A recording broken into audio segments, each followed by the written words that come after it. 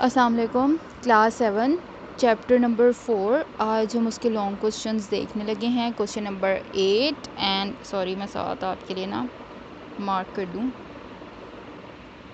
ठीक है। This one is question number 8। छोटा सा क्वेश्चन है, ये देखें बच्चों। हम ठीक है। Describe the struggle of European occupation in India. Arabs had gone trade relations with Europeans.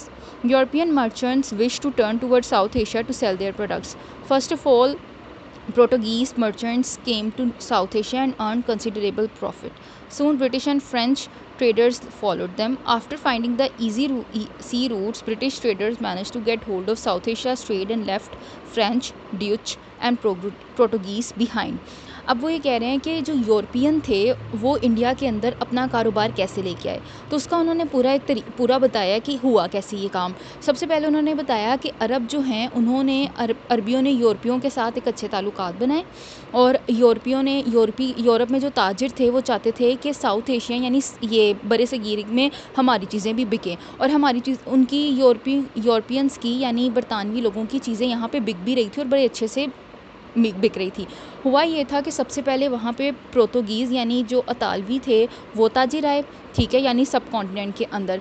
उन्होंने यहाँ से बहुत ज़्यादा प्रॉफिट कमाया, बहुत मुनाफा हुआ उन्हें। उसके बाद उनके पीछे ब्रिटिश आए, फिर फ्रेंच आए, ठीक है, और आहिस्ता आहिस्ता करके जैसे जैसे उन्हें समुद्री रास्ते आसान मिलते गए उन्होंने सब कॉन्टिनेंट यानी साउथ एशिया के ऊपर कब्ज़ा जमाना शुरू कर दिया। और फिर ऐसा हुआ कि ब्रिटिश जो थे जो कि यहाँ पे आए उन्होंने इतना ज़्यादा अपनी जड़ें मजबूत कर ली और इतनी सारी वैरायटी ले आए मार्केट के अंदर कि उन्होंने सबको यानी डच, फ्रेंच, पोर्तुगीज़ सबको पीछे छोड़ दिया और सिर्फ ब्रिटिश की मार्केट एक अलग से बन गई। तो एक तो ये क्वेश्चन था। फिर उसके बाद एक क्वेश्चन नंबर 9 है, analyse the social and economic condition of the sub continent under Mughal rules after the death of Aurangzeb Alamgir, ठीक है, यानी औरंगज़ेब आलमगीर के मरने के बाद जो मुग़ल बादशाहों के अंदर बरे सगीर में इकनॉमिक यानी समाजी और माशी तौर पे कैसे हालात थे, ठीक है। बारी बारी हम इनको देख लेते हैं। छोटा सा क्वेश्चन है। Answer is in the reign of Aurangzeb Alamgir his empire was biggest in the history of subcontinent. After his death Aurangzeb successor could not run the state effectively and it was impossible for them to manage the northern and southern Indian together.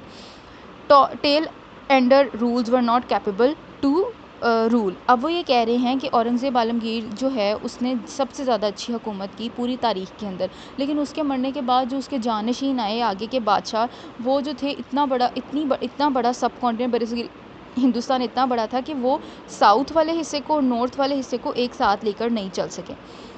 फिर socio economic condition कैसी हो गई। In this final phase of Mughal rule, the economic crisis was evident. Central government was losing its grip on province and national income was reduced. फिर क्या हुआ कि जब वो लोग साउथ और नॉर्थ को इकट्ठा नहीं कर पाए, सेंटर में जो गवर्नमेंट थी वो अपने एंड वाले सूबों के ऊपर सही हुकूमत नहीं कर पाई, तो क्या हुआ, सारी की सारी हुकूमतें टूटना शुरू हो गई, राब्ते टूटना शुरू हो गए, और फिर उनकी जो आमदनी थी, उनकी इनकम थी, वो भी कम होने शुरू हो गई, और मुग़ल एम्पायर जो मुग़ल सल्तनत थी वो आहिस्ता आहिस्ता करके ज़वाल का शिकार हो गई। तो ये दो क्वेश्चंस हैं, इनको आपने लिखना है और याद करना है।